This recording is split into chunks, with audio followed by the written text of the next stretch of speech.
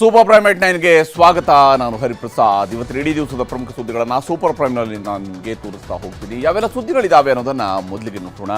ಸಚಿವ ನಾಗೇಂದ್ರ ರಾಜೀನಾಮೆ ರಗಳಿಗೆ ಅಧಿವೇಶನವೇ ಬಲಿಯಾಗಿದೆ. ಬಿಜೆಪಿಯವರು ಅಹೋರಾತ್ರಿ ಧರಣಿಗೆ ಘೋಷಣೆಯನ್ನು ಮಾಡ್ತಾ ಇದ್ದಂತೆಯೇ ಕಲಾಪವನ್ನೇ ಮೊಟಕುಗೊಳಿಸಲಾಗಿದೆ. ಡಿ.ಕೆ. ಶಿವಕುಮಾರ್ ಸಿಎಂ ಆದಮೇಲೆ ನಡೆದಂತಹ ಮೊದಲ ಅಧಿವೇಶನ ಯಾವುದೇ ಚರ್ಚೆನೇ ಇಲ್ಲದೆ ಮುಗಿದೋಗಿದೆ.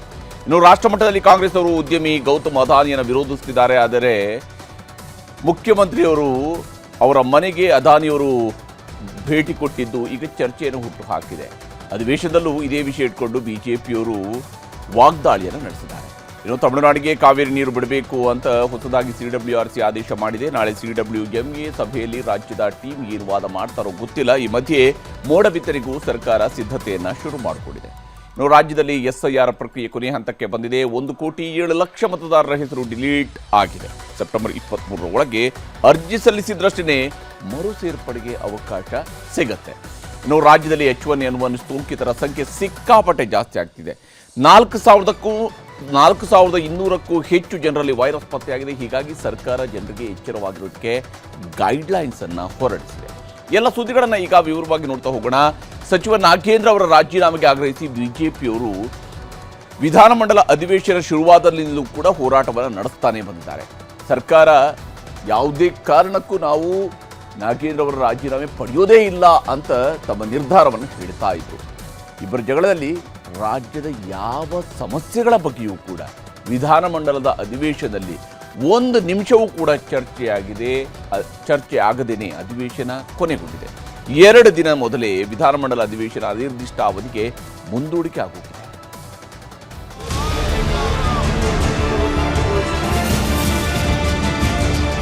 ಈ ತರ ಸದನವನ್ನು ಹಾಳು ಮಾಡ್ತಾ ಇರೋದು ಒಳ್ಳೇದಲ್ಲ.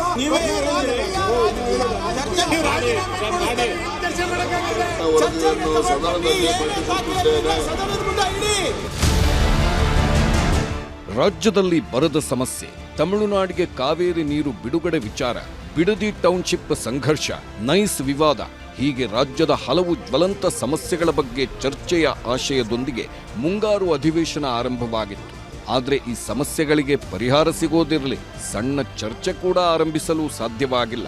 ಕಳೆದ 10 ದಿನಗಳಿಂದ ನಡೆಯುತ್ತಿರುವ ಮುಂಗಾರು ಅಧಿವೇಶನವನ್ನ ಕೇವಲ ನಾಗೇಂದ್ರ ರಾಜೀನಾಮೆ ವಿಚಾರವೇ ನುಂಗಿ ಹಾಕಿದೆ. ವಿಧಾನಸೌಧದ ಒಳಗೂ ವಿಪಕ್ಷಗಳ ಅಬ್ಬರ, ಸದನದಲ್ಲಿ ಅಹೋರಾತ್ರಿ ಪ್ರತಿಭಟನೆಗೆ ನಿರ್ಧಾರ. ಸದನದ ಒಳಗೆ ಎರಡೂ ಸದನಗಳಲ್ಲಿ ಎಂದಿನಂತೆ ಇಂದು ಕೂಡ ಆರಂಭದಿಂದಲೇ ನಾಗೇಂದ್ರ ರಾಜೀನಾಮೆಗಾಗಿ ಪ್ರತಿಭಟನೆ ನಡೆಯಿತು. ಇಡೀ ದಿನ ಬಾವಿಗಿಳಿದು ಪ್ರತಿಭಟನೆ ನಡೆಸಿದ್ರು. ಪ್ರತಿಭಟನೆ ಕೈಬಿಡಿ, ನೋಟಿಸ್ ಕೊಡಿ, ಚರ್ಚೆ ಮಾಡೋಣ ಅಂತ ಎಷ್ಟೇ ಕೇಳಿಕೊಂಡ್ರೂ ಪ್ರಯೋಜನವಾಗಲಿಲ್ಲ. ನಾಗೇಂದ್ರ ರಾಜೀನಾಮೆ ನೀಡೋವರೆಗೂ ನಮ್ಮ ಹೋರಾಟ ನಿಲ್ಲಲ್ಲ, ಸದನದಲ್ಲಿ ಅಹೋರಾತ್ರಿ ಹೋರಾಟ ಮಾಡ್ತೀವಿ ಅಂತ ವಿಪಕ್ಷ ನಾಯಕ ಆರ್ ಅಶೋಕ್ ಘೋಷಿಸಿದ್ರು. ಚರ್ಚೆ ಮಾಡಕ್ಕೆ ಅವಕಾಶ ಕೊಡದೇ ಇರೋದ್ರಿಂದ ನಾವು ಇವತ್ತು ಹಗಲು ರಾತ್ರಿ ಧರಣಿಯನ್ನ ಮಾಡ್ತೀರಿ. ಇವತ್ತು ಹಗಲು ರಾತ್ರಿ ಧರಣಿಯನ್ನ ಮಾಡ್ತೀರಿ. ಅಧ್ಯಕ್ಷರೇ, ನಾವು ಬರಗಾಲದ ಬಗ್ಗೆ ಚರ್ಚೆ ಮಾಡಕ್ಕೆ ತಯಾರಿದ್ದೀವಿ. ನೀವು ರಾಜೀನಾಮೆ ಚರ್ಚೆ ಮಾಡಕ್ಕಾಗಲ್ಲ. ರಾಜೀನಾಮೆ ಕೊಡಿಸ್ತಾರೆ, ಚರ್ಚೆ ಮಾಡೋದು. ರಾಜೀನಾಮೆ ಕೊಡಿಸಿ ಚರ್ಚೆ ಮಾಡೋಣ. ಸದನದ ಮುಂದೆ ಇಡಿ.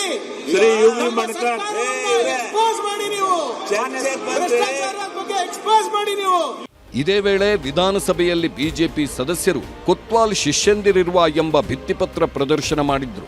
ಡಿ.ಕೆ. ಶಿವಕುಮಾರ್, ಬಿ.ಕೆ. ಹರಿಪ್ರಸಾದ್, ನಾಗೇಂದ್ರ ಇರುವ ಫೋಟೋ ಪ್ರದರ್ಶನ ಮಾಡಿದ್ರು. ಈ ವೇಳೆ ಸದನದಲ್ಲಿ ಹಾಜರಿದ್ದ ಸಿಎಂ ಗರಂ ಆದ್ರು.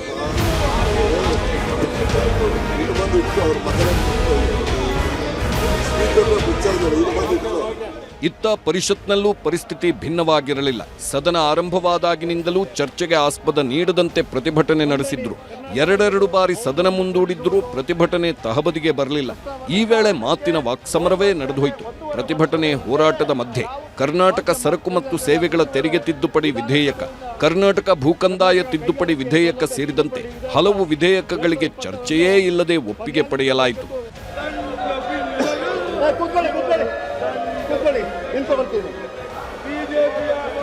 ಪ್ರಶ್ನೆ ಏನಂದ್ರೆ, ವಿರೋಧ ಪಕ್ಷದ ನಾಯಕರಿಗೆ ಫೋನ್ ಹಚ್ಚಿದ್ದೀರಾ, ಅವ್ರಿಗೆ ವಿನಂತಿ ಮಾಡ್ಕೊಂಡಿದ್ದೀರಾ, ಬನ್ನಿ ಅಟೆಂಡ್ ಮಾಡಿ ಚರ್ಚೆ ಮಾಡೋಣ ಅಂತ ಹೇಳಿ. ಆದ್ರೆ ಯಾವ್ದ್ರ ಬಗ್ಗೆ ಪರಿವೇ ಇಲ್ಲ ಅವ್ರಿಗೆ. ಕೂಲಂಕುಷವಾಗಿ ಚರ್ಚೆ ಮಾಡೋಣ, ವಿಮರ್ಶೆ ಮಾಡೋಣ. ತಪ್ಪಿತಸ್ಥರಿಗೆ ಶಿಕ್ಷೆ ಆಗಬೇಕು ಅದು ನಾವು ಸಹ ಒಪ್ತೀವಿ. ಚರ್ಚೆ ಆಗದೆ ಯಾವುದೇ ರೀತಿಯ ಒಂದು ನೋಟಿಸ್ ಕೊಡದೆ ಚರ್ಚೆ ಆಗಬೇಕು ಅಂತ ಇಲ್ಲ ಸಲ್ಲದ ಆರೋಪ ಮಾಡ್ಲಿಕ್ಕೆ ಸಾಧ್ಯ ಇಲ್ಲ. ಇನ್ನು ಅಧಿವೇಶನಕ್ಕೂ ಮೊದಲು ಬಿಜೆಪಿಯವರು ಫ್ರೀಡಂ ಪಾರ್ಕ್ನಲ್ಲಿ ಇವತ್ತು ಪ್ರತಿಭಟನೆಯನ್ನು ನಡೆಸಿದರು. ವಿಧಾನಸೌಧ ಚಲೋ ಹೆಸರಲ್ಲಿ ಮುತ್ತಿಗೆನ ಹಾಕೋದಕ್ಕೆ ಹೊರಟಿದ್ರು. ಆದರೆ ಪೊಲೀಸರು ಅದಕ್ಕೆ ಅವಕಾಶ ಕೊಡಲಿಲ್ಲ. ಎಲ್ಲರನ್ನೂ ವಶಕ್ಕೆ ಪಡ್ಕೊಂಡ್ರು. ನಂತರ ಅವರನ್ನ ರಿಲೀಸ್ ಮಾಡಿ ವಿಧಾನಸೌಧಕ್ಕೆ ಕಳಿಸಿಕೊಟ್ರು.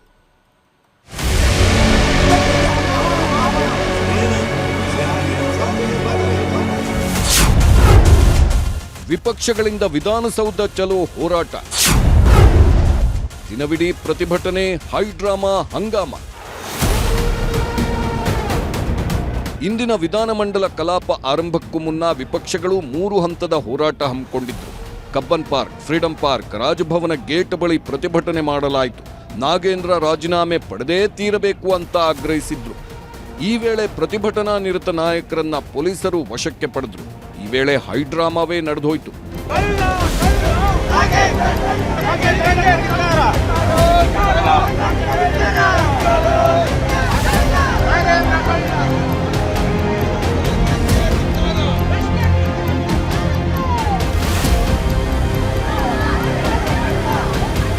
ಬಿಜೆಪಿ ನಾಯಕರ ಪ್ರತಿಭಟನೆಗೆ ಕಾಂಗ್ರೆಸ್ ನಾಯಕರು ತಿರುಗೇಟು ಕೊಟ್ಟರು.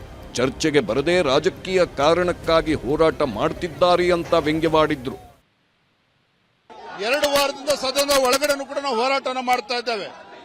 ಆದರೆ ರಾಜ್ಯ ಸರ್ಕಾರ ಕಣ್ಣಿದ್ದು ಕೂಡನಂತೆ, ಕಿವಿ ಇದ್ದು ಕಿವುಡನಂತೆ ವರ್ತನೆ ಮಾಡ್ತಾ ಇದೆ. ಸದನ ನಡಿಬೇಕಾದಾಗೆಲ್ಲಾನು ಸೆಕ್ಷನ್ 144 ಇರ್ತದೆ. ಸದನ ನಡೀತಾ ಇದೆ, ಒಳಗಡೆ ಬನ್ನಿ, ಚರ್ಚೆ ಮಾಡಿ.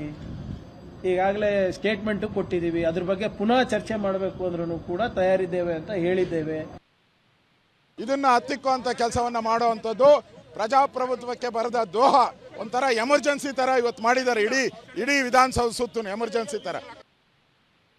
ಇವತ್ತುವರೆಗೆ ಯಾವ್ದನ್ನ ಒಂದು ಇನ್ವೆಸ್ಟಿಗೇಷನ್ ಏಜೆನ್ಸಿ ಕರೆಕ್ಟ್ ಆಗಿ ಪ್ರೂಫ್ ಆಗಿ ತೋರಿಸಿದ ನಾಗೇಂದ್ರ ಈ ರೀತಿ ಲೆಟರ್ ಬರೆದಿದ್ರು, ಈ ತರ ಅಕೌಂಟಿಗೆ ಟ್ರಾನ್ಸ್ಫರ್ ಮಾಡಂತ ಬರೆದಿರ್ತಕ್ಕಂಥದ್ದು ನನಗೆ ಮಾಹಿತಿ ಇಲ್ಲ. ನಾನು ಯಾವ್ದು ಜಸ್ಟಿಫಿಕೇಶನ್ ಕೊಡ್ತಾ ಇಲ್ಲ, ಬಟ್ ನನಗಿರ್ತಕ್ಕಂಥ ಒಂದು ಕಾಮನ್ ಸೆನ್ಸ್ ಅಲ್ಲಿ ನಾನು ಪ್ರಶ್ನೆಯನ್ನು ಕೇಳ್ತಾ ಇದ್ದೀನಿ. ಅವರೇನೋ ದಲಿತರು, ಅವರು ನುಂಗಿದ್ದು ಹಣ ಯಾರ್ದು? ದಲಿತರದಲ್ವಾ? ಹಂಗಾದ್ರೆ ನೀವು ನುಂಗುವಾಗ ಆ ದಲಿತರ ಹಣ ನಿಮ್ಮ ಗಂಟಲಿನಲ್ಲಿ ಅದು ಹೆಂಗೋಯ್ತಪ್ಪ ಒಳಗೆ? ಬಿಜೆಪಿಯವರು ಮತ್ತು ಪ್ರತಿಪಕ್ಷದವರು ಏನು ಇವತ್ತು ಪ್ರತಿಭಟನೆ ಮಾಡ್ತಾ ಇದ್ದಾರಾ, ಅದು ಅವರು ಜನರಿಗೆ ಒಂದು ಸಾಮಾಜಿಕವಾದ ವಂಚನೆ ಮಾಡ್ತಾ ಇದ್ದಾರೆ. ಅವರ ರಾಜಕೀಯದ ದುರುದ್ದೇಶನಿಟ್ಟುಕೊಂಡು ಇವತ್ತು ವಿಧಾನಸಭೆಯನ್ನು ಅವರು ರಾಜ್ಯಕ್ಕೆ ಬಳಸಿಕೊಂಡು ಜನರಿಗೆ ವಂಚನೆ ಮಾಡಿದ ಕೆಲಸ ಇವತ್ತು. ಹೀಗೆ ಫ್ರೀಡಂ ಪಾರ್ಕ್ನಲ್ಲಿ ಹೋರಾಟ ಆಯಿತು. ಅಧಿವೇಶನವನ್ನು ಅರ್ಧಕ್ಕೆ ನಿಂತೋಯ್ತು. ಇಷ್ಟಕ್ಕೂ ಸುಮ್ಮನಾಗದಂಥ ಬಿಜೆಪಿಯವರು ಅಧಿವೇಶನವನ್ನು ಅನಿರ್ದಿಷ್ಟಾವಧಿಗೆ ಮುಂದೂಡಿಕೆ ಮಾಡಿದ ನಂತರ ಲೋಕಭವನ ಚಲೋ ನಡೆಸಿದರು. ಸಚಿವ ಬಿ ನಾಗೇಂದ್ರ ರಾಜೀನಾಮೆಗೆ ಒತ್ತಾಯಿಸಿ ಬಿಜೆಪಿ ನಾಯಕರು ವಿಧಾನಸೌಧದಿಂದ ಲೋಕಭವನದವರೆಗೆ ಕಾಲ್ನಡಿಗೆಯಲ್ಲಿ ಹೋದರು. ರಾಜ್ಯಪಾಲ ಥಾವರ್ಚಂದ್ ಗೆಹ್ಲೋಟ್ ಅವರನ್ನು ಭೇಟಿಯಾಗಿ ಬಿಜೆಪಿ ನಾಯಕರು ನಾಗೇಂದ್ರ ಅವರ ರಾಜೀನಾಮೆ ಪಡೆಯೋದಕ್ಕೆ ಸಿಎಂ ಡಿಕೆ ಶಿವಕುಮಾರ್ ಅವರಿಗೆ ನಿರ್ದೇಶನ ನೀಡಬೇಕು ಅಥವಾ ತಾವು ಅವ್ರನ್ನ ವಜಾಗೊಳಿಸಬೇಕು ಅಂತ ಮನವಿಯನ್ನು ಮಾಡಿದ್ದಾರೆ. ಮಳೆ ಬರ್ತಾ ಇತ್ತು, ಆದರೂ ಕೂಡ ಮಳೆಯಲ್ಲಿನೇ ಕಾಲ್ನಡಿಗೆ ಮೂಲಕವಾಗಿ ತೆರಳಿದಂತಹ ಬಿಜೆಪಿ ಮತ್ತು ಜೆಡಿಎಸ್ನ ಸದಸ್ಯರು ಜೊತೆಯಾಗಿ ಮನವಿಯನ್ನು ಸಲ್ಲಿಸಿದ್ದಾರೆ. ರಾಜ್ಯಪಾಲರು ಇದರಲ್ಲಿ ಮಧ್ಯಪ್ರವೇಶಿಸಬೇಕು ಅಂತ ಒತ್ತಾಯಿಸಿದ್ದಾರೆ. ಇಷ್ಟೆಲ್ಲದರ ಮಧ್ಯೆ ವಾಲ್ಮೀಕಿ ಹಗರಣದಲ್ಲಿ ಸಚಿವ ನಾಗೇಂದ್ರ ವಿಚಾರಣೆಗೆ ಸಿಬಿಐ ಪ್ರಾಸಿಕ್ಯೂಷನ್ಗೆ ಅನುಮತಿಯನ್ನು ಕೇಳಿ ಗವರ್ನರ್ಗೆ ಪತ್ರ ಬರೆದಿದ್ರು. ಈಗ ಗವರ್ನರ್ ಸರ್ಕಾರಕ್ಕೆ ಪತ್ರ ಬರೆದು ಸರ್ಕಾರದ ಅಭಿಪ್ರಾಯವನ್ನು ಕೇಳಿದ್ದಾರೆ. ಗವರ್ನರ್ ಮೇಲೆ ಭರವಸೆ ಇಟ್ಟಿದ್ದಂತಹ ಬಿಜೆಪಿಗರಿಗೂ ಕೂಡ ಇದು ಶಾಕ್ ಆಗಿತ್ತು. ಯಾಕಂದರೆ ನಾಗೇಂದ್ರ ಕುರಿತು ಪ್ರಾಸಿಕ್ಯೂಷನ್ಗೆ ಅನುಮತಿ ಕೇಳಿದಂಥದ್ದು ಸಿಬಿಐ ಕೇಳಿದಂತಹ ಅನುಮತಿಯ ವಿಚಾರಕ್ಕೆ ಸಂಬಂಧಪಟ್ಟಂತೆ ಯಾವುದೇ ನಿರ್ಧಾರ ಕೈಗೊಳ್ಳದೆ ಸರ್ಕಾರದ ಅಂಗಳಕ್ಕೆ ಅದನ್ನು ರವಾನೆಯನ್ನು ಮಾಡಿದ್ದಾರೆ ರಾಜ್ಯಪಾಲರು. ಯಾಕಂದರೆ ರಾಜ್ಯಪಾಲರು ಇಲ್ಲಿ ಪ್ರಾಸಿಕ್ಯೂಷನ್ಗೆ ಅನುಮತಿಯನ್ನು ಕೊಡುವುದಕ್ಕಿಂತ ಮುಂಚಿತವಾಗಿ ಸರ್ಕಾರದ ಅಂದರೆ ಕ್ಯಾಬಿನೆಟ್ನ ಅಭಿಪ್ರಾಯವನ್ನು ಅಥವಾ ಸಲಹೆಯನ್ನು ಕೇಳಬಹುದು. ರಾಜ್ಯಪಾಲ ಗೆಹ್ಲೋಟ್ ಅವರು ಈಗ ಆ ಸಲಹೆಯನ್ನು ಕೇಳೋದಕ್ಕೆ ಮುಂದಾಗಿದ್ದರೆ ಅಲ್ಲಿಗೆ ಅವರು ಸ್ಟಾಪ್ ಆಗಿಲ್ಲ. ರಾಜ್ಯಪಾಲ ಗೆಹ್ಲೋಟ್ ಅವರು ಕಾನೂನು ತಜ್ಞರಿಂದಲೂ ಕೂಡ ಅಭಿಪ್ರಾಯವನ್ನು ಕೇಳಿದ್ದಾರೆ. ಯಾಕಂದರೆ ಮುಂದಿನ ಆಪ್ಷನ್ಸ್ ಏನು ಅನ್ನುವಂಥದ್ದು ಅವ್ರಿಗೆ ಇದ್ದೇ ಇರುವಂಥದ್ದು. ಆದರೆ ಇಲ್ಲಿ ಕೇವಲ ಏನು ನಾಗೇಂದ್ರ ಅವರ ವಿಚಾರದಲ್ಲಿ ಮಾತ್ರ ಅಲ್ಲ, ಗವರ್ನರ್ ಅವರು ಬಿಜೆಪಿ ನಾಯಕರ ಕೇಸ್ಗಳ ಬಗ್ಗೆಯೂ ಕೂಡ ವಿಷಯವನ್ನು ಪ್ರಸ್ತಾಪ ಮಾಡಿದ್ದಾರೆ. ಆ ಮೂಲಕ ತಾನು ಪಿಕ್ ಆ್ಯಂಡ್ ಚೂಸ್ ಮಾಡ್ತಾ ಇಲ್ಲ, ನಾನು ಎಲ್ಲರದ್ದು ಕೂಡ ಕೇಳ್ತಾ ಇದ್ದೀನಿ ಅನ್ನುವಂಥದ್ದನ್ನು ರಾಜ್ಯಪಾಲರು ತೋರಿಸಲು ಹೊರಟಿದ್ದಾರೆ. ಜನಾರ್ದನ್ ರೆಡ್ಡಿ ಹಾಗೂ ರೇಣುಕಾಚಾರ್ಯ ವಿರುದ್ಧದ ಕೇಸ್ಗಳಿಗೂ ಕೂಡ ಇದರಿಂದಾಗಿ ಜೀವ ಬರುತ್ತಾ ಅನ್ನುವ ಅನುಮಾನ ಇದ್ದೇ ಇದೆ. ಗವರ್ನರ್ ನಡೆಯಿಂದ ಬಿಜೆಪಿ ನಾಯಕರಿಗೂ ಕೂಡ ಒಂದು ರೀತಿಯಂತಹ ಇಕ್ಕಟ್ಟು ಸೃಷ್ಟಿಯಾಗುವಂತಹ ಸಾಧ್ಯತೆಯನ್ನು ತಳ್ಳಿ ಹಾಕುವಂತಿಲ್ಲ. ಇನ್ನು ವಿಧಾನಸಭೆ ಅಧಿವೇಶನ 3 ದಿನಗಳ ಮೊದಲೇ ಮೊಟಕುಗೊಳಿಸಿದರೂ ಕೂಡ 9 ಪ್ರಮುಖ ಮಸೂದೆಗಳಿಗೆ ರಾಜ್ಯ ಸರ್ಕಾರ ಅನುಮೋದನೆಯನ್ನು ಪಡ್ಕೊಂಡಿದೆ. ಇದರಲ್ಲಿ ಕರ್ನಾಟಕ ಸರ್ಕಾರಿ ಉದ್ಯಾನವನಗಳ ಸಂರಕ್ಷಣೆ ತಿದ್ದುಪಡಿ ಮಸೂದೆಗೆ ಅಂಗೀಕಾರವನ್ನು ಪಡ್ಕೊಂಡಿದೆ. ಇದೆಲ್ಲದರ ಮಧ್ಯೆನೇ ಉದ್ಯಮಿ ಗೌತಮ್ ಅದಾನಿ ಮುಖ್ಯಮಂತ್ರಿಯವರ ಮನೆಗೆ ಬಂದು ಹೋಗಿದ್ದು ಕಲಾಪದಲ್ಲಿ ಕೋಲಾಹಲವನ್ನು ಎಬ್ಬಿಸಿತು. ಡಿಕೆ ಅವರು ಎಲ್ಲೋದ್ರು ಅಂದ್ರೆ ಅದಾನಿ ಮನೆಗೆ ಹೋದ್ರು ಅಂತ. ವಿಧಾನಸಭೆ ಅಧಿವೇಶನದಲ್ಲಿ ಇವತ್ತು ಉದ್ಯಮಿ ಗೌತಮ್ ಅದಾನಿ ಹಾಗೂ ಮುಖ್ಯಮಂತ್ರಿಗಳ ಭೇಟಿ ವಿಷಯ ಗದ್ದಲ ಎಬ್ಬಿಸಿತು. ರಾಷ್ಟ್ರ ಮಟ್ಟದಲ್ಲಿ ಕಾಂಗ್ರೆಸ್ ನಾಯಕರು ಗೌತಮ್ ಅದಾನಿ ವಿಷಯದಲ್ಲಿ ಮೋದಿ ಸರ್ಕಾರವನ್ನ ಪ್ರತಿದಿನ ಟ್ರೋಲ್ ಮಾಡುತ್ತಿದ್ದಾರೆ. ಆದರೆ ಇದೇ ಖ್ಯಾತ ಉದ್ಯಮಿ ಗೌತಮ್ ಅದಾನಿ ಬೆಂಗಳೂರಿಗೆ ಬಂದು ಮುಖ್ಯಮಂತ್ರಿ ಡಿಕೆ ಶಿವಕುಮಾರ್ ಅವರನ್ನ ಭೇಟಿಯಾಗಿದ್ರು. ಯಾರಿಗೂ ಗೊತ್ತಿಲ್ಲದಂತೆ ಸಿಎಂ ಡಿಕೆ ಶಿವಕುಮಾರ್ ಮನೆಗೆ ಬಂದು ಹೋಗಿದ್ರು. ಯಾಕೆ ಬಂದಿದ್ರು ಹೇಳಿ ಅಂತ ಅಧಿವೇಶನದಲ್ಲಿ ಅಶೋಕ್ ಪ್ರಶ್ನೆ ಮಾಡಿದ್ರು. ಅದಾನಿ ಡಿಕೆ ಅವರು ಎಲ್ಲೋದ್ರು ಅಂದ್ರೆ ಅದಾನಿ ಮನೆಗೆ ಹೋದ್ರು ಅಂತ. ಪರ್ಯಾಲೋಚನಾ ಪ್ರಸ್ತಾವವನ್ನು ಈಗ ಸಭೆ ಮಟ್ಟಕ್ಕೆ ಹಾಕುತ್ತೇನೆ. 5% ಜಾಗ ತಗೊಂಡು 2026ನೇ ಸಾಲಿನ ಕರ್ನಾಟಕ ಕೈಗಾರಿಕೆಗಳ ಸೌಲಭ್ಯ ತಿದ್ದುಪಡಿ ವಿಧೇಯಕವನ್ನು ಪರ್ಯಾಲೋಚಿಸುತ್ತದೆ ಎಂಬ ವಿಷಯ ಸಭೆ ಮುಂದಿದೆ. ಬೆಂಗಳೂರಲ್ಲಿ ಟನಲ್ ರಸ್ತೆ ನಿರ್ಮಾಣ ವಿಷಯದಲ್ಲಿ ಅದಾನಿ ಜೊತೆ ಸಿಎಂ ಮಾತುಕತೆ ನಡೆಸಿದ್ದಾರೆ ಅನ್ನೋದು ಬಿಜೆಪಿಯವರ ನೇರ ಆರೋಪ. ಇದೆಲ್ಲದರ ಮಧ್ಯೆ ಅಧಿವೇಶನದಲ್ಲಿ 9 ಮಸೂದೆಗಳು ಅಂಗೀಕಾರವಾಗಿದ್ದು ಅನುಮೋದನೆಯನ್ನೂ ಪಡ್ಕೊಂಡಿದೆ. ಕರ್ನಾಟಕ ಸರಕು ಮತ್ತು ಸೇವೆಗಳ ತೆರಿಗೆ ತಿದ್ದುಪಡಿ ಮಸೂದೆ 2026, ಕರ್ನಾಟಕ ಕೈಗಾರಿಕೆ ಸೌಲಭ್ಯ ತಿದ್ದುಪಡಿ ಮಸೂದೆ 2026, ಗ್ರೇಟರ್ ಬೆಂಗಳೂರು ಆಡಳಿತ ತಿದ್ದುಪಡಿ ಮಸೂದೆ 2026, ಕರ್ನಾಟಕ ಅಂಗಡಿಗಳ ಮತ್ತು ವಾಣಿಜ್ಯ ಕಾರ್ಯ ಸಂಸ್ಥೆಗಳ ತಿದ್ದುಪಡಿ ಮಸೂದೆ, ಕರ್ನಾಟಕ ನೋಂದಣಿ ತಿದ್ದುಪಡಿ ಮಸೂದೆ, ಕರ್ನಾಟಕ ಭೂಕಂದಾಯ ತಿದ್ದುಪಡಿ ಮಸೂದೆ, ಕರ್ನಾಟಕ ಗ್ರಾಮ ಸ್ವರಾಜ್ ಪಂಚಾಯತ್ ರಾಜ್ 2ನೇ ತಿದ್ದುಪಡಿ ವಿಧೇಯಕ, ಕರ್ನಾಟಕ ಸರ್ಕಾರಿ ಉದ್ಯಾನಗಳ ಸಂರಕ್ಷಣೆ ತಿದ್ದುಪಡಿ ಮಸೂದೆ. ಇಷ್ಟು ಮಸೂದೆಗಳಿಗೂ ವಿಧಾನಸಭೆಯಲ್ಲಿ ಅಂಗೀಕಾರ ಸಿಕ್ಕಿದೆ. ಇದರಲ್ಲಿ ಬಿಜೆಪಿಯವರ ಕೆಂಗಣ್ಣಿಗೆ ಗುರಿಯಾಗಿರೋದು ಅಂದ್ರೆ ಕರ್ನಾಟಕ ಸರ್ಕಾರಿ ಉದ್ಯಾನಗಳ ಸಂರಕ್ಷಣೆ ತಿದ್ದುಪಡಿ ಮಸೂದೆ. ಉದ್ಯಾನವನದ ಜಾಗಗಳಲ್ಲಿ 5% ಭೂಮಿ ಪರಭಾರೆ ಮಾಡುವ ಮಸೂದೆ ಇದಾಗಿದೆ. ಕಬ್ಬನ್ ಪಾರ್ಕ್, ಲಾಲ್ಬಾಗ್ ಸೇರಿ ಅನೇಕ ಪಾರ್ಕ್ಗಳ ಜಾಗಗಳ ಒಟ್ಟು ವಿಸ್ತೀರ್ಣದಲ್ಲಿ ಗರಿಷ್ಠ 5% ಭೂಮಿ ಬಳಕೆಗೆ ಮಸೂದೆಯಲ್ಲಿ ತಿದ್ದುಪಡಿ ತರಲಾಗಿದೆ. ಪಾರ್ಕ್ಗಳ 5% ಜಾಗವನ್ನ ಮಾರಾಟ, ಲೀಸ್, ದಾನ, ಅಡಮಾನ ಇಡಲು ಮಸೂದೆ ತಿದ್ದುಪಡಿ ತರಲಾಗಿದೆ. ಪರಭಾರೆ ಮಾಡಲು ರಾಜ್ಯ ಸರ್ಕಾರಕ್ಕೆ ಅನುಮತಿ ನೀಡುವ ವಿಧೇಯಕ ಅಂಗೀಕಾರನೂ ಆಗಿದೆ. ಪಾರ್ಕ್ ಜಾಗಗಳ ಪರಭಾರೆಗೂ ಮೊದಲು ಕಮಿಟಿ ಮಾಡಿ ಭೂಮಿಯ ಮೌಲ್ಯಮಾಪನ ನಡೆಸಲಿದೆ ಸರ್ಕಾರ. ಆದರೆ ಬಿಜೆಪಿ ಜೆಡಿಎಸ್ ಜೊತೆ ಪರಿಸರವಾದಿಗಳಿಂದಲೂ ವಿರೋಧ ವ್ಯಕ್ತವಾಗ್ತಿದೆ. ಬೆಂಗಳೂರು ಕಾಂಕ್ರೀಟ್ ನಗರವಾಗ್ತಿದ್ದು ಹಸಿರು ಪ್ರಮಾಣ ಇಳಿದ್ರೆ ಉಸಿರಾಡೋಕ್ಕೂ ಕಷ್ಟ ಅಂತ ಆಕ್ರೋಶ ಹೊರಹಾಕಿವೆ. ಇನ್ನು ಕರ್ನಾಟಕದಲ್ಲಿ SIR ಪ್ರಕ್ರಿಯೆ ಕೊನೆ ಹಂತಕ್ಕೆ ಬರ್ತಾ ಇದೆ. ಇವತ್ತು ಕರ್ನಾಟಕ ಮುಖ್ಯ ಚುನಾವಣಾಧಿಕಾರಿಯವರು SIR ಕರಡು ಪಟ್ಟಿಯನ್ನು ಪ್ರಕಟಿಸಿದ್ದಾರೆ. ಒಟ್ಟು 1,07,00,000ಕ್ಕೂ ಹೆಚ್ಚು ಮತದಾರರ ಹೆಸರನ್ನು ಈಗ ರಾಜ್ಯದ ಮತದಾರರ ಪಟ್ಟಿಯಿಂದ ಡಿಲೀಟ್ ಮಾಡಲಾಗಿದೆ. ಈಗ ಯಾರ್ಯಾರ ಹೆಸರು ವೋಟರ್ ಲಿಸ್ಟ್ನಲ್ಲಿ ಡಿಲೀಟ್ ಆಗಿದೆಯೋ ಅವರೆಲ್ಲ ಆಕ್ಷೇಪಣೆ ಸಲ್ಲಿಸೋದಕ್ಕೂ ಕೂಡ ಒಂದು ಅವಕಾಶ ಇದ್ದೇ ಇದೆ. ಇಲ್ಲಿ ಹೆಸರು ಸೇರಿಸೋದಕ್ಕಿರುವಂತಹ ಚಾನ್ಸ್ ಹೇಗೆ ಅನ್ನೋದನ್ನು ನಾವು ಗಮನಿಸಬೇಕು. ಮೊದಲು ವೆಬ್ಸೈಟ್ನಲ್ಲಿ ನಿಮ್ಮ ಹೆಸರಿದೆಯಾ ಅನ್ನೋದನ್ನು ಚೆಕ್ ಮಾಡಿಕೊಳ್ಳುವಂಥದ್ದು ಅವಶ್ಯಕ. ಯಾಕಂದರೆ ಕರಡು ಪಟ್ಟಿಯಲ್ಲಿ ನಿಮ್ಮ ಹೆಸರು ಇದೆಯಾ ಇಲ್ವಾ ಅಂಥೇಳಿ. ಒಂದು ವೇಳೆ ಇಲ್ಲದೆ ಹೋದರೆ ಸರ್ಕಾರ ಸೂಚಿಸಿರ್ತಕ್ಕಂಥ ಈ ವೆಬ್ಸೈಟ್ ಏನಿದೆ, ECIಗೆ ಸಂಬಂಧಪಟ್ಟಂಥ ವೆಬ್ಸೈಟ್ ಏನಿದೆ, ಆ ECIನ ವೆಬ್ಸೈಟ್ಗೆ ಹೋಗಿ ಅಲ್ಲಿ ಚೆಕ್ ಮಾಡ್ಕೊಳ್ಬೋದು. ಒಂದು ವೇಳೆ ಹೆಸರು ಇಲ್ಲದೇ ಇದ್ದರೆ ಹೊಸದಾಗಿ ಅದನ್ನು ಸೇರಿಸ್ಕೊಳ್ಳೋದಕ್ಕೆ, ನಿಮ್ಮ ಹೆಸರನ್ನು ಸೇರಿಸ್ಕೊಳ್ಳೋದಕ್ಕೆ ಫಾರಂ ನಂಬರ್ 6 ಸಲ್ಲಿಸಬೇಕು. ಫಾರಂ ನಂಬರ್ 6 ಅದು ಕೂಡ ಅದೇ ವೆಬ್ಸೈಟ್ನಲ್ಲಿ ನಿಮಗೆ ಸಿಗುತ್ತೆ. ಅಲ್ಲೂ ಕೂಡ ಅಪ್ಲೈ ಮಾಡ್ಬೋದು. ವಿಳಾಸ, ಹೆಸರು, ವಯಸ್ಸು ತಿದ್ದುಪಡಿಗೆ ಫಾರಂ 8 ಸಲ್ಲಿಸಬೇಕು. ಅಂದರೆ ಇದು ಆಲ್ರೆಡಿ ಹೆಸರು ಇರುವಂಥವ್ರು, ಅದರಲ್ಲೇನಾದರೂ ಮಿಸ್ಟೇಕ್ಗಳಿದ್ರೆ, ಹೆಸರು ದಾಖಲಿಸಿರೋ ಮಿಸ್ಟೇಕ್ಗಳಿದ್ರೆ ಅಂಥವ್ರುಗಳಿಗೆ ಇದು ಅನ್ವಯ ಆಗುತ್ತೆ. ಫಾರಂ 8 ಸಲ್ಲಿಸುವಂಥದ್ದಕ್ಕೆ ಅವಕಾಶ ಇದೆ. ಇದಕ್ಕಾಗಿ Aadhaar card, PAN card, driving licence, SSLC, PUC ಅಂಕಪಟ್ಟಿ ಇವುಗಳು ಸಾಕಾಗುತ್ತೆ. ಹಾಗೆಯೇ ಇತ್ತೀಚಿನ 2 ಫೋಟೋ ಕೂಡ ಬೇಕಾಗುತ್ತೆ. ಇದು ಫಾರ್ಮ್ 8ಗೆ ಸಂಬಂಧಪಟ್ಟಂತೆ ಅಪ್ಡೇಟ್ ಮಾಡ್ಕೊಳ್ಳೋದಕ್ಕಿರುವಂಥ ಅವಕಾಶ. ಇನ್ನು ಜನನ ಪ್ರಮಾಣ ಪತ್ರ, ಪಾಸ್ಪೋರ್ಟ್ ಇದ್ರೂ ಕೂಡ ನಡೆಯುತ್ತೆ. ಈ ದಾಖಲೆಗಳನ್ನು ಒದಗಿಸಿದರೆ ಸಾಕಾಗುತ್ತೆ. ತಕ್ಷಣ ಸ್ಥಳೀಯ BLOಗಳನ್ನು ಸಂಪರ್ಕಿಸಿ ಅಲ್ಲಿ ಅರ್ಜಿಯನ್ನು ಭರ್ತಿ ಮಾಡಿ ಕೊಡಬಹುದು ಅಥವಾ ಆನ್ಲೈನ್ ಮೂಲಕವೂ ಕೂಡ ಅಪ್ಲೈ ಮಾಡಬಹುದು. ERO, AERO, BLOಗಳಿಗೆ ಅರ್ಜಿಯನ್ನು ಸಲ್ಲಿಸೋದಕ್ಕೆ ಅವಕಾಶವನ್ನು ಕಲ್ಪಿಸಲಾಗಿದೆ. ಆನ್ಲೈನಲ್ಲಿ ನೀವು ಹಾಕೋದಿದ್ರೆ voters.eci ಈ ಒಂದು ವೆಬ್ಸೈಟ್ನ ಬಳಕೆ ಮಾಡ್ಬೋದು. ಅಷ್ಟೇ ಅಲ್ಲ, ECI ನೆಟ್ ಮೊಬೈಲ್ ಆ್ಯಪ್ ಕೂಡ ಇದೆ. ಈ ಮೊಬೈಲ್ ಆ್ಯಪನ್ನು ಡೌನ್ಲೋಡ್ ಮಾಡಿಕೊಂಡು ಆ ಆ್ಯಪ್ನ ಮೂಲಕವಾಗಿಯೇ ನಿಮಗೆ ಎಲ್ಲ ಸೌಲಭ್ಯವೂ ಕೂಡ ಫಾರ್ಮ್ 6, ಫಾರ್ಮ್ 8 ಇವೆಲ್ಲವೂ ಕೂಡ ಅದರಲ್ಲಿ ಅವಕಾಶ ಸಿಗುತ್ತೆ. ಸೆಪ್ಟೆಂಬರ್ 23ರ ಒಳಗಡೆ ಫಾರಂ 6 ಅಥವಾ ಫಾರಂ 8 ಅನ್ನು ಸಲ್ಲಿಸಬೇಕು. ಅದಾದ ನಂತರ ಅಂತಿಮವಾದಂತಹ ಪಟ್ಟಿ ಹೊರಬರುತ್ತೆ. ನಮ್ಮ ಮತದಾರರ ಪಟ್ಟಿಯಲ್ಲಿರುವ 4,46,00,000 ಮತದಾರರ ಪೈಕಿ 43,81,000 ಮತದಾರರಿಗೆ ನೋಟಿಸ್ ನೋಡುವ ಪ್ರಕ್ರಿಯೆ ಇವತ್ತಿನಿಂದ ಸ್ಟಾರ್ಟ್ ಆಗುತ್ತದೆ. ಯಾರು 23 ಸೆಪ್ಟೆಂಬರ್ ಆದ ನಂತರ ಕೊಡ್ತಾರೆ ಅವ್ರ ಹೆಸರು ಸಪ್ಲಿಮೆಂಟರಿ ಲಿಸ್ಟಲ್ಲಿ ಮಾತ್ರ ಬರ್ತದೆ ಹೊರತು ಫೈನಲ್ ರೋಲಲ್ಲಿ ಇರುವುದಿಲ್ಲ. ಸೊ ಅದಕ್ಕೆ ನಾನು ಮತ್ತೆ ರಿಕ್ವೆಸ್ಟ್ ಮಾಡ್ತೀನಿ, ತಮ್ಮ ಹೆಸರು ಫೈನಲ್ ರೋಲಲ್ಲಿ ಇರಬೇಕಾದ್ರೆ ಫೈನಲ್ ರೋಲ್ ನಾವು 27th ಅಕ್ಟೋಬರ್ ಪಬ್ಲಿಷ್ ಮಾಡ್ತೀವಿ. ಸೊ ಫಾರ್ಮ್ 6 ತಾವು 23rd ಸೆಪ್ಟೆಂಬರ್ ಒಳಗೆ ಕೊಟ್ಟಿದ್ದಲ್ಲಿ ತಮ್ಮ ಹೆಸರು ಫೈನಲ್ ರೋಲಲ್ಲಿ ಇರುತ್ತದೆ ಆಫ್ಟರ್ ವೆರಿಫಿಕೇಶನ್, ಡ್ಯೂ ವೆರಿಫಿಕೇಶನ್.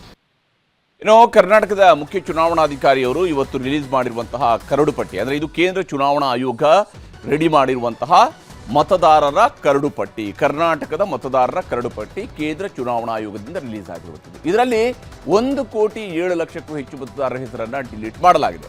SIRಗೆ ಇಲ್ಲಿ ಒಳಪಟ್ಟಿರತಕ್ಕಂತಹ ಒಟ್ಟು ಮತದಾರರು ಎಷ್ಟು ಮಂದಿ ಅಂತೇಳಿ ನೋಡ್ತಾ ಹೋದಾಗ 5,54,32,314 ಮಂದಿ ಮತದಾರರು ಈ ಬಾರಿ SIR ಪ್ರಕ್ರಿಯೆಗೆ ಒಳಪಟ್ಟಿದ್ರು. ಇವರಲ್ಲಿ ಈ SIR ಕರಡು ಪಟ್ಟಿಯ ಪ್ರಕಾರ 4,46,35,975 ಮಂದಿ ಈಗ ಕರ್ನಾಟಕದ ಮತದಾರರಾಗಿ ಅಧಿಕೃತ ಮತದಾರರಾಗಿ ಉಳ್ಕೊಂಡಿರುವಂಥವರು 4,46,35,975 ಮಂದಿ, ಅಂದರೆ 80.52% ಮಾತ್ರ. ಒರಿಜಿನಲ್ ವೋಟರ್ಸ್ಗೆ ಕಂಪೇರ್ ಮಾಡಿದಾಗ 80.52% ಮತದಾರರು ಮಾತ್ರ ಇದ್ದಾರೆ. ಅಂದರೆ 5 ಮತದಾರರಲ್ಲಿ ಒಬ್ಬ ಮತದಾರನ ಹೆಸರು ಡಿಲೀಟ್ ಆಗಿದೆ ಅಂತ ಹೇಳಿ ಇದನ್ನು ಪರಿಭಾವಿಸಬೇಕಾಗತ್ತೆ. ಇನ್ನು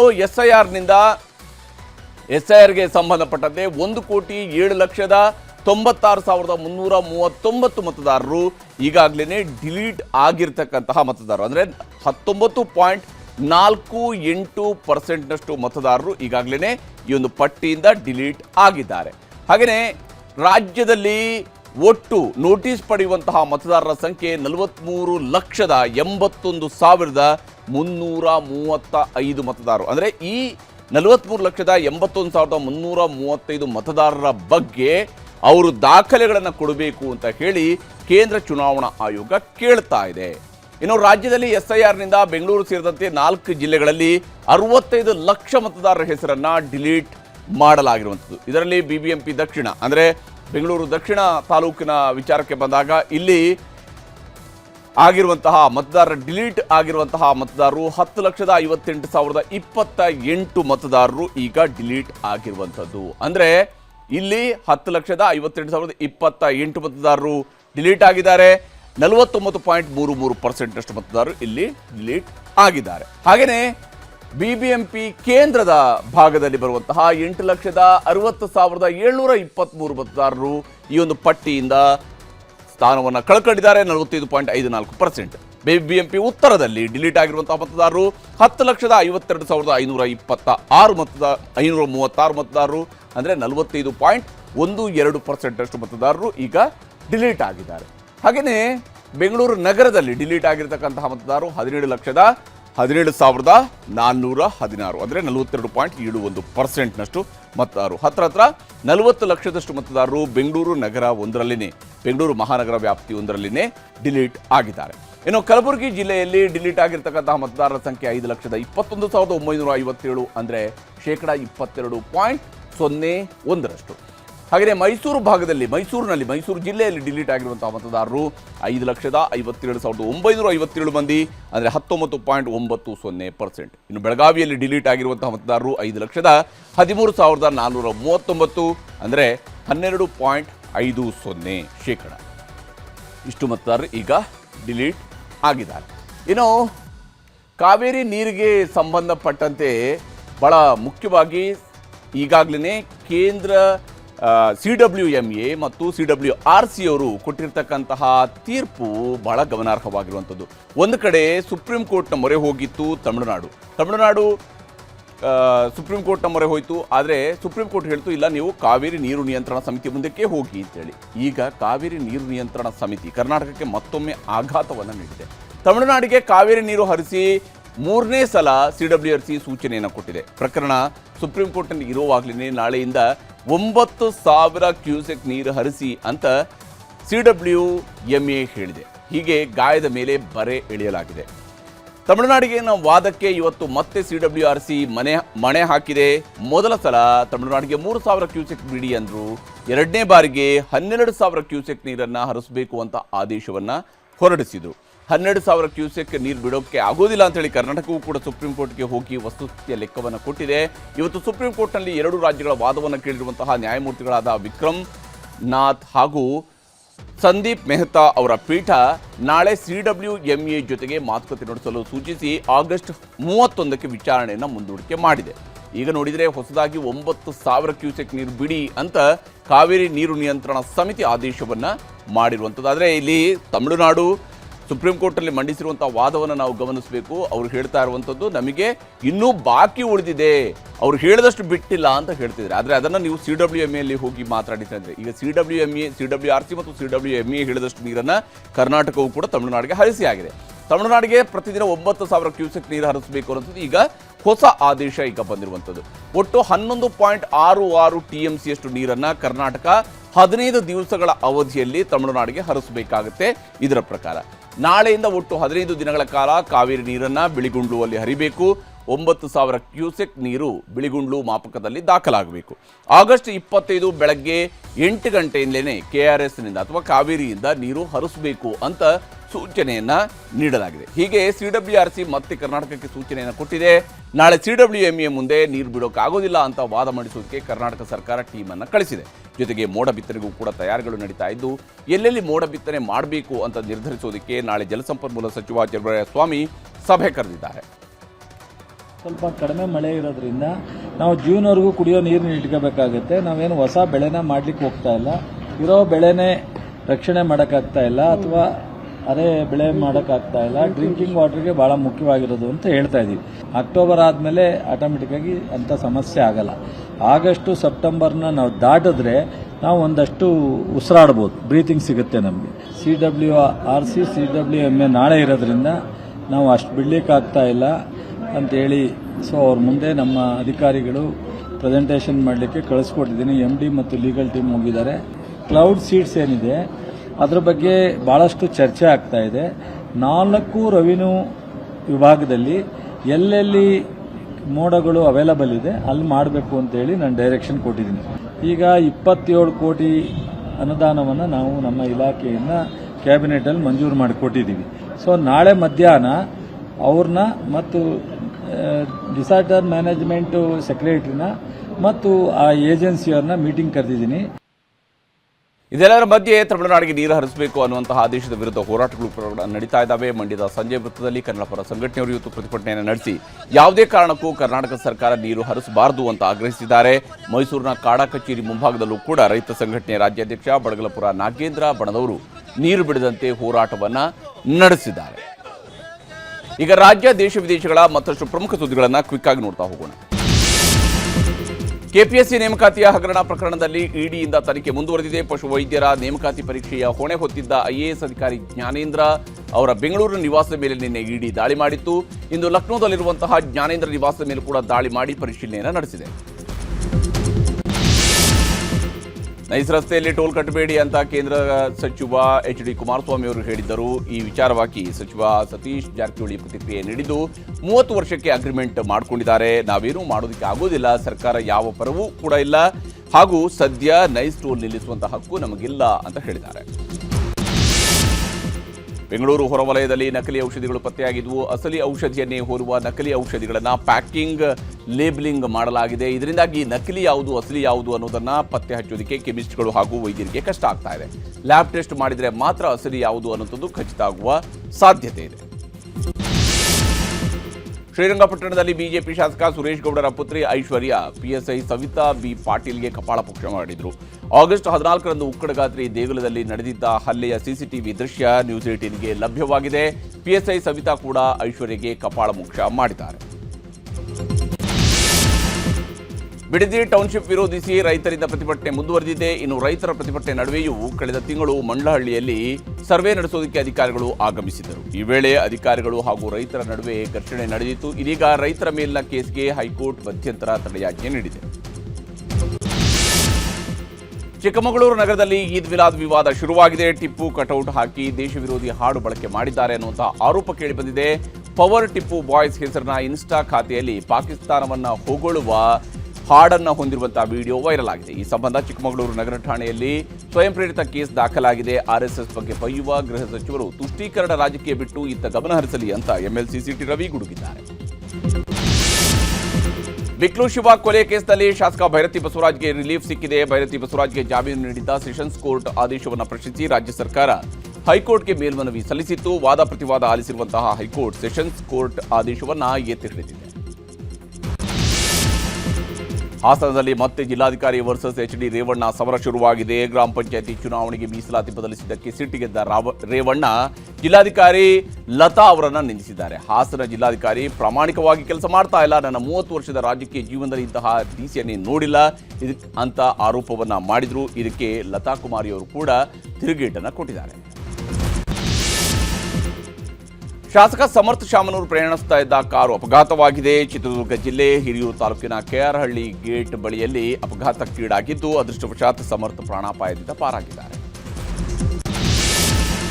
20,000 ಕೋಟಿ ವೆಚ್ಚದ ಚೆನ್ನೈ ಸಮೀಪದ ಪರಂದೂರು ಗ್ರೀನ್ಫೀಲ್ಡ್ ವಿಮಾನ ನಿಲ್ದಾಣ ಯೋಜನೆ ಕೈಬಿಡುವುದಾಗಿ ತಮಿಳುನಾಡು ಸರ್ಕಾರ ಘೋಷಣೆ ಮಾಡಿದೆ. ಪರಿಸರ ಕಾಳಜಿ, ರೈತರ ಹಿತಾಸಕ್ತಿ, ಸಾರ್ವಜನಿಕರ ತೀವ್ರ ವಿರೋಧವನ್ನು ಗಮನದಲ್ಲಿಟ್ಟುಕೊಂಡು ಸಿಎಂ ವಿಜಯ್ ಈ ನಿರ್ಧಾರವನ್ನು ಪ್ರಕಟಿಸಿದ್ದಾರೆ. ತಮಿಳುನಾಡು ಜನರಿಗೆ ವರ್ಷಕ್ಕೆ ಉಚಿತವಾಗಿ 3 LPG ಸಿಲಿಂಡರ್ ನೀಡಲು ಸಿಎಂ ವಿಜಯ್ ಸರ್ಕಾರ ಮುಂದಾಗಿದೆ. ಅನ್ನಪೂರ್ಣಿ ಸೂಪರ್ 6 ಹೆಸರಿನಲ್ಲಿ ತಮಿಳುನಾಡು ಸರ್ಕಾರ ಈ ಯೋಜನೆಯನ್ನು ಘೋಷಿಸಿದೆ. ದೆಹಲಿಯಲ್ಲಿ ಗುಡುಗು ಬಿರುಗಾಳಿ ಸಮೇತ ಮಳೆ ಆಗ್ತಾ ಇದೆ. 100 ಮನೆಗಳು, ರಸ್ತೆಗಳೆಲ್ಲ ಜಲಾವೃತಗೊಂಡಿದ್ದಾವೆ. ಅಷ್ಟೇ ಅಲ್ಲದೆ ಬಿರುಗಾಳಿ ಜೋರಾಗಿರುವುದರಿಂದಾಗಿ ವಿಮಾನ ಸಂಚಾರದಲ್ಲಿ ತೀವ್ರ ವ್ಯತ್ಯಯ ಉಂಟಾಗಿದೆ. ಮಹಾರಾಷ್ಟ್ರದ ಅಮರಾವತಿ ಜಿಲ್ಲೆಯ ಮಹಿಳಾ ಆಸ್ಪತ್ರೆಯ ಎನ್ಐಸಿಯು ವಾರ್ಡ್ನಲ್ಲಿ ಭೀಕರ ಅಗ್ನಿ ದುರಂತ ಸಂಭವಿಸಿದೆ. ಘಟನೆಯಲ್ಲಿ 3 ನವಜಾತ ಶಿಶುಗಳು ಸಾವಿಗೀಡಾಗಿವೆ. 36 ಶಿಶುಗಳನ್ನು ಆಸ್ಪತ್ರೆ ಸಿಬ್ಬಂದಿ ಸುರಕ್ಷಿತವಾಗಿ ರಕ್ಷಣೆ ಮಾಡಿದ್ದಾರೆ. ಅಸ್ಸಾಂನಲ್ಲಿ ಐವಿಎಫ್ ಮೂಲಕ ಗರ್ಭಧರಿಸಿದ ಹಸುವೊಂದು ಹೆಣ್ಣು ಕರುವಿಗೆ ಜನ್ಮ ನೀಡಿದೆ. ಅಸ್ಸಾಂ ಪಶುವೈದ್ಯಕೀಯ ಮತ್ತು ಮೀನುಗಾರಿಕೆ ವಿಶ್ವವಿದ್ಯಾಲಯದಲ್ಲಿ ಲಕ್ಷ್ಮಿ ತಳಿಯ ಹಸು ಹೆಣ್ಣು ಕರುವಿಗೆ ಜನ್ಮ ನೀಡಿದೆ. ಈ ಮೂಲಕ ಐವಿಎಫ್ನಿಂದ ಜನಿಸಿದ ಜಗತ್ತಿನ ಮೊದಲ ಕರು ಎನಿಸಿಕೊಂಡಿದೆ. ಪಾಕಿಸ್ತಾನದ ಮಾಜಿ ಪ್ರಧಾನಮಂತ್ರಿ, ಮಾಜಿ ಕ್ರಿಕೆಟರ್ ಇಮ್ರಾನ್ ಖಾನ್ಗೆ ಸೂಕ್ತ ಚಿಕಿತ್ಸೆ ಕೊಡಿಸುವಂತೆ ಕ್ರಿಕೆಟ್ ದಿಗ್ಗಜರು ಪಾಕಿಸ್ತಾನ ಸರ್ಕಾರಕ್ಕೆ ಮತ್ತೆ ಪತ್ರ ಬರೆದಿದ್ದಾರೆ. ಸುನಿಲ್ ಗವಾಸ್ಕರ್ ಮತ್ತು ಕಪಿಲ್ ದೇವ್ ಸೇರಿದಂತೆ ವಿಶ್ವದ 21 ಮಾಜಿ ಕ್ರಿಕೆಟ್ ನಾಯಕರು ಪತ್ರ ಬರೆದಿದ್ದಾರೆ. ಆಪರೇಷನ್ ಸಿಂಧೂರ್ ದಾಳಿಯಲ್ಲಿ ಧ್ವಂಸಗೊಂಡಿದ್ದ ಪಾಕಿಸ್ತಾನದ ಜೈಷ್ ಎ ಮೊಹಮ್ಮದ್ ಉಗ್ರ ಸಂಘಟನೆಯ ಪ್ರಧಾನ ಕಚೇರಿಯನ್ನು ಮರುನಿರ್ಮಾಣ ಮಾಡಲಾಗಿದೆ. ಪಾಕಿಸ್ತಾನದ ಪಂಜಾಬ್ ಪ್ರಾಂತ್ಯದಲ್ಲಿರುವ ಈ ಶಿಬಿರವನ್ನು ಹೊಸ ಮಾರ್ಬಲ್, ಪೇಂಟ್ ಮತ್ತು ಪ್ಲಾಸ್ಟರ್ನೊಂದಿಗೆ ನವೀಕರಿಸಲಾಗಿದೆ. ಕೇರಳದ 19 ವರ್ಷದ ಕಾನೂನು ವಿದ್ಯಾರ್ಥಿನಿ ಕಾಜಿಯಾ ಲಿಜ್ ಮೆಜೋ 2026ರ ಮಿಸ್ ಯೂನಿವರ್ಸ್ ಇಂಡಿಯಾ ಕಿರೀಟವನ್ನು ತಮ್ಮ ಮುಡಿಗೇರಿಸಿಕೊಂಡಿದ್ದಾರೆ. ಜೈಪುರದಲ್ಲಿ ನಡೆದ ಗ್ರ್ಯಾಂಡ್ ಫಿನಾಲೆಯಲ್ಲಿ 52 ಸ್ಪರ್ಧೆಗಳನ್ನು ಹಿನ್ನಿಕ್ಕಿದ ಕಾಜಿಯಾ ಮಿಸ್ ಯೂನಿವರ್ಸ್ ಇಂಡಿಯಾ ವಿನ್ನರ್ ಆಗಿ ಹೊರಹೊಮ್ಮಿದ್ದಾರೆ.